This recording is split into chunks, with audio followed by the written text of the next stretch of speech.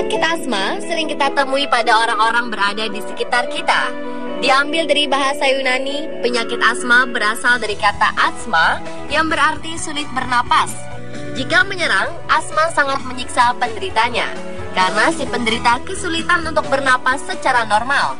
Dan malam ini On The Spot akan memberikan informasi tentang 7 fakta unik tentang asma. Apa sajakah itu?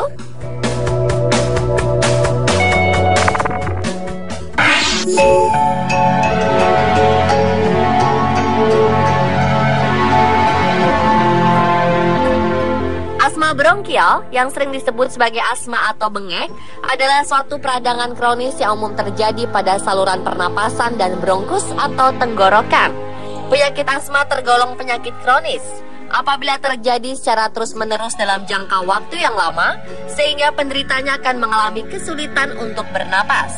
Pada serangan asma, otot polos bronki mengalami kontraksi yang mengakibatkan pembengkakan pada saluran pernapasan yang menyebabkan dinding pada bagian dalam dari saluran pernapasan membengkak akibat adanya peradangan dan pelepasan lendir yang berlebihan ke saluran udara.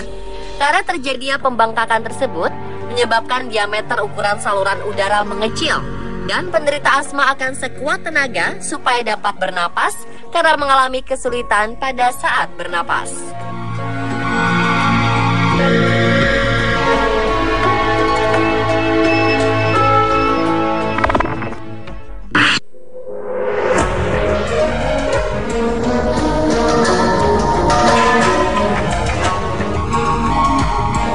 Beberapa gejala umum asma bronkial adalah adanya sesak napas yang berulang, disertai napas berbunyi atau yang biasa disebut wheezing atau mengi. Namun perlu dicatat, tidak semua penderita asma memiliki pernapasan yang berbunyi dan tidak semua orang yang napasnya terdengar wheezing adalah penderita asma. Batuk kering dan perasaan ketat pada dada juga menjadi salah satu tanda dan gejala asma bronkial. Gejala ini sering memburuk selama tidur. Ya, batuk kering bisa dikatakan merupakan gejala awal. Ini biasanya terjadi pada malam dan menjelang pagi hari. Selanjutnya, batuk-batuk disertai dahak yang kental. Gejala ini sering disebut pilek-pilek atau rinitis alergika. Gejala ini biasanya terjadi 4-8 jam kontak dengan alergen seperti debu rumah dan tungau, serbuk bunga, bulu binatang, dan sebagainya. Pada kasus tertentu, serangan asma yang hebat menyebabkan penderita tidak dapat berbicara karena kesulitannya dalam mengatur pernapasan. Pada usia anak-anak, gejala awal dapat berupa rasa gatal di rongga dada atau leher. Selama serangan asma, rasa kecemasan yang berlebihan dari penderita dapat memperburuk keadaan. Sebagai reaksi terhadap kecemasan, penderita juga akan mengeluarkan banyak keringat.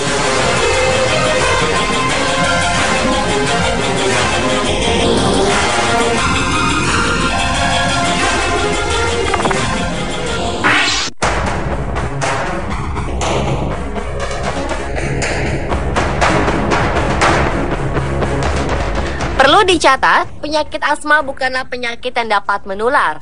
Namun, penyakit asma ini bisa menjadi penyebab kematian. Penyakit asma termasuk 5 besar penyebab kematian di dunia, yaitu mencapai 17,4%.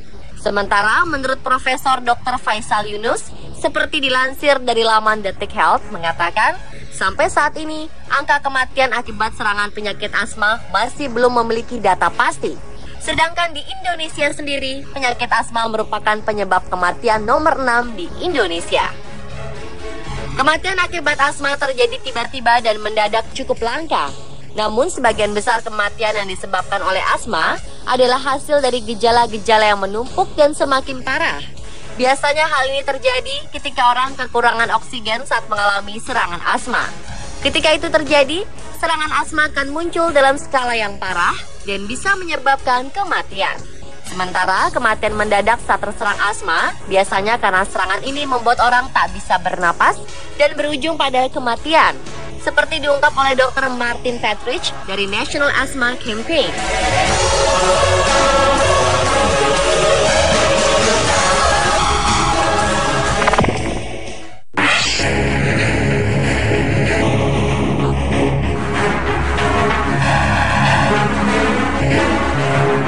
Secara medis, penyebab penyakit pasti asma masih belum diketahui.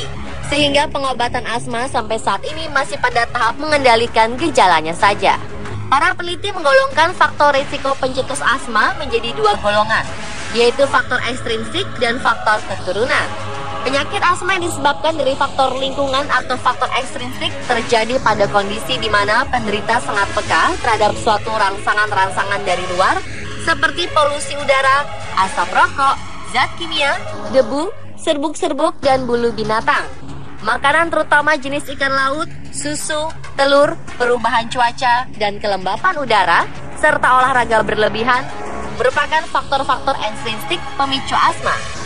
Selain dari lingkungan, penyakit asma juga bisa disebabkan karena faktor intrinsik atau faktor dari dalam, seperti infeksi saluran pernafasan dan faktor keturunan.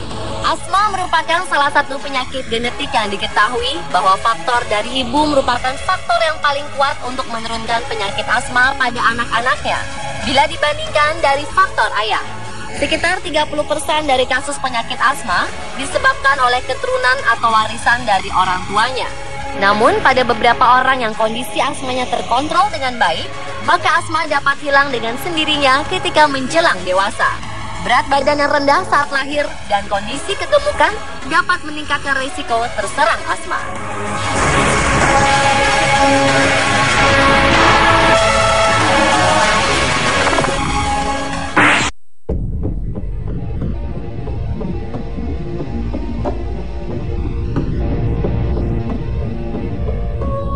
Langkah tepat yang dapat dilakukan untuk menghindari serangan asma adalah menjauhi faktor-faktor penyebab yang memicu timbulnya serangan asma itu sendiri.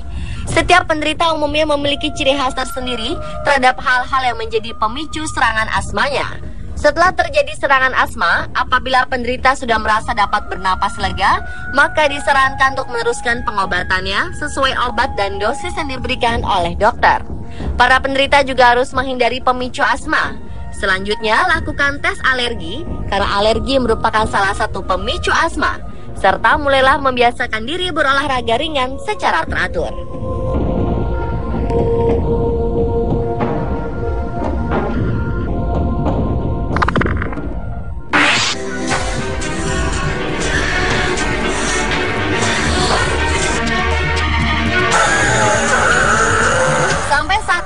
Penyakit asma belum dapat diobati secara tuntas. Ini artinya serangan asma dapat terjadi di kemudian hari. Penanganan dan pemberian obat-obatan kepada penderita asma adalah sebagai tindakan mengatasi serangan yang timbul. Obat-obatan ini disesuaikan dengan tingkat keparahan dari tanda dan gejala itu sendiri. Karena manifestasi klinis asma bervariasi, ada yang ringan, sedang, dan berat. Maka pengobatannya harus disesuaikan dengan berat ringannya asma. Asma ringan mungkin cukup diobati pada saat serangan, tidak memerlukan terapi jangka panjang.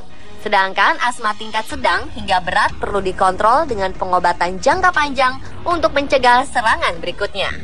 Pengobatan jangka panjang ini bisa berlangsung selama berbulan-bulan sampai bertahun-tahun dan harus diberikan secara teratur yang ditentukan oleh dokter yang merawat. Pengobatan ini lazimnya disebut sebagai imunoterapi, yaitu suatu sistem pengobatan yang diterapkan pada penderita asma dengan cara menyuntikkan bahan alergi terhadap penderita alergi yang dosisnya dinaikkan makin tinggi secara bertahap dan diharapkan dapat menghilangkan kepekaannya terhadap bahan tersebut. Desensitisasi atau mengurangi kepekaannya, hiposensitisasi. Pengobatan jangka pendek biasanya memakai obat-obatan yang melebarkan saluran pernapasan yang menyempit untuk menanggulangi penyempitan jalan napas, menanggulangi sebab selaput lendir jalan napas, dan menanggulangi produksi dahak yang berlebihan. Obat untuk menanggulangi penyempitan jalan napas bekerja untuk melepaskan otot polos pada saluran napas, dikenal sebagai obat bronkodilator. Efedrin HCl yang terkandung dalam neonapasin adalah salah satu jenis obat bronkodilator ini. Obat untuk menanggulangi sebab selaput lendir jalan napas termasuk dalam kelompok kortikosteroid yang bila pemakainya tidak terkontrol memiliki efek samping yang berbahaya. Kelompok obat kromolin juga termasuk dalam obat untuk sebab selaput lendir jalan napas. Sedangkan untuk menanggulangi produksi dahak yang berlebihan, dianjurkan untuk minum yang banyak. Ada dua jenis obat yang diberikan, yaitu bersifat mencegah timbulnya serangan asma dan obat yang bersifat reliever. Obat mencegah atau pengontrol harus dipakai setiap hari untuk mencegah kekambuhan, yang biasanya diperlukan oleh penderita asma berat, di mana kekambuhan terjadi hampir setiap hari. Sedangkan obat yang bersifat reliever atau obat pelega saluran pernapasan biasanya memiliki aksi cepat untuk melonggarkan saluran pernapasan.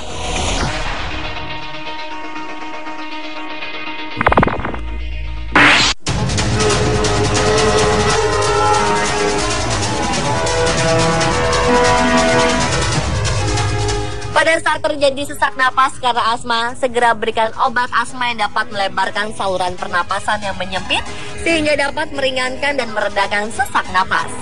Obat asma terdapat dalam berbagai macam bentuk, antara lain tablet, injeksi, dan lain sebagainya. Dan neonapasin adalah salah satu obat yang dapat diandalkan saat terjadi serangan sesak napas karena asma. Neonapasin memiliki kandungan efedrin HCl yang bekerja mempengaruhi sistem saraf adrenergik secara langsung dan tidak langsung. Kandungan teofilin dalam neonapasin merupakan turunan metilsantin yang mempunyai efek antara lain merangsang susunan saraf pusat dan melemaskan otot polos, terutama bronkus. Keduanya merupakan bronchodilator yang bekerja meringankan sesak napas dengan melemaskan otot polos pada saluran napas. Dalam manajemen asma, pemakaian teofilin digunakan pada pencegahan serangan maupun untuk pengobatan serangan asma. Dengan sediaan tablet, produksi dari PT Konimax yang didukung dengan kandungan yang tepat dan aman, neonapasin merupakan obat pereda sesak napas asma pilihan. Neonapasin telah dipercaya selama puluhan tahun mengatasi sesak napas karena asma. Untuk itu, sediakan selalu neonapasin karena serangan sesak napas karena asma bisa terjadi sewaktu-waktu.